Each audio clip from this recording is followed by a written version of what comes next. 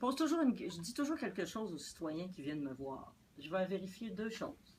Si vous avez été traité de façon légale, je vais aller regarder les textes de loi, les règles administratives.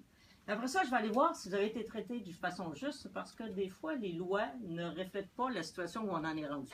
Pas pour rien qu'on change ça des lois, c'est parce que des fois, ou des règlements, c'est parce qu'à un moment donné, il faut les adapter. J'ai bloqué dès le départ sur la façon dont ce couple-là a été traité. Alors, normalement, moi, je vais jusqu'à dire qu'on peut craindre. Je fais attention parce que, justement, l'évaluation n'a jamais eu lieu. Mais on peut craindre qu'il y ait eu discrimination. Dans leur cas, cette discrimination-là a été basée sur le fait qu'ils aient eu un passé en santé mentale. Je demande, si j'étais ministre de la Santé et des Services sociaux, si j'étais Mme Charlevoix ou M. Barrette, immédiatement, j'aurais au moins, à tout le moins, assis les gens autour de la table pour essayer de comprendre la situation et je ferais ce qu'ils doivent faire, résolument et rapidement, demander qu'il y ait une évaluation psychosociale. Pourquoi est-ce que ces deux personnes-là n'ont jamais eu droit à une évaluation psychosociale, comme tous les parents qui veulent accéder à la bande mixte? Pourquoi est-ce qu'ils n'ont pas été traités comme tout le monde? Eh bien, d'après tous les documents qu'on a, c'est parce qu'ils ont eu un passé en santé mentale. C'est ça qu'on appelle la stigmatisation. Ne pas être traité comme tout le monde.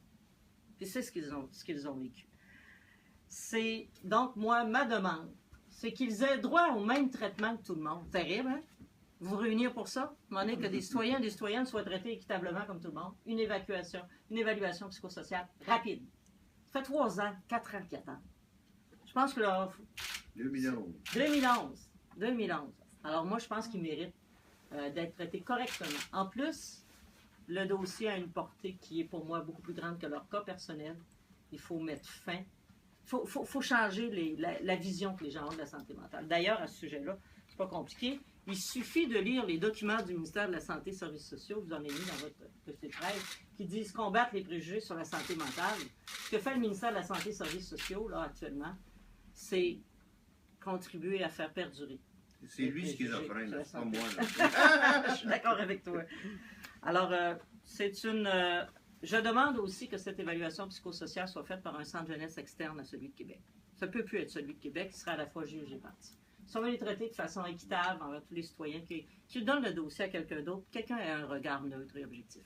Ça se ferait rapidement, puis tout le monde serait rassuré. Pour moi, c'est une démonstration de l'incohérence qui règne dans le réseau.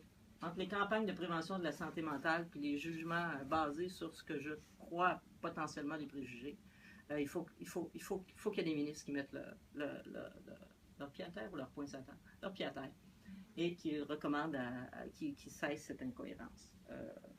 Ce sont pas... Vous savez, quand il y a des décisions basées sur des préjugés, ou au moins des décisions basées sur qui sont traitées de façon inéquitable, il y a des individus qui sont au bout de la ligne. Ces individus-là méritent notre respect, en plus qu'ils contribuent grandement à la société actuellement. Puis ils mériteraient à tout le moins un petit coup de chapeau d'être traités correctement. L'autre chose, je sais que du côté du ministère de la Santé, Services sociaux et du CIUS, on nous dit qu'ils ne peuvent pas avoir de révision de leur dossier. Parce que c'est une préévaluation. Ils sont éligibles ni au traitement de plainte de nulle part. Ils n'ont pas droit à commissaire en plainte. Ils n'ont pas droit à l'évaluation des plaintes. Pourquoi? Parce qu'ils ne sont pas des usagers de la santé et des services sociaux. C'est ça qui n'a pas de bon sens en plus.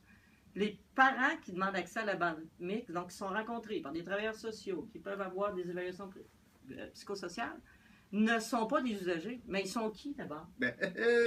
Alors, comme ils ne sont pas des usagers, ils ne peuvent pas avoir accès aux services des usagers. Donc, ils sont pris dans les lignes de la loi. Alors, je pense aussi qu'il faudrait véritablement que le gouvernement clarifie les règles du jeu. Quand on fait notre dossier, Agnès, c'est marqué dossier de l'usager. Ah bon? Encore Mais mieux. on n'est pas des usagers. Okay. Alors voilà ce que j'avais à vous dire. Je demande une évaluation psychosociale rapide et tenue de façon externe pour que ces gens que je respecte et que nous respectons soient traités de façon équitable. Merci. Merci.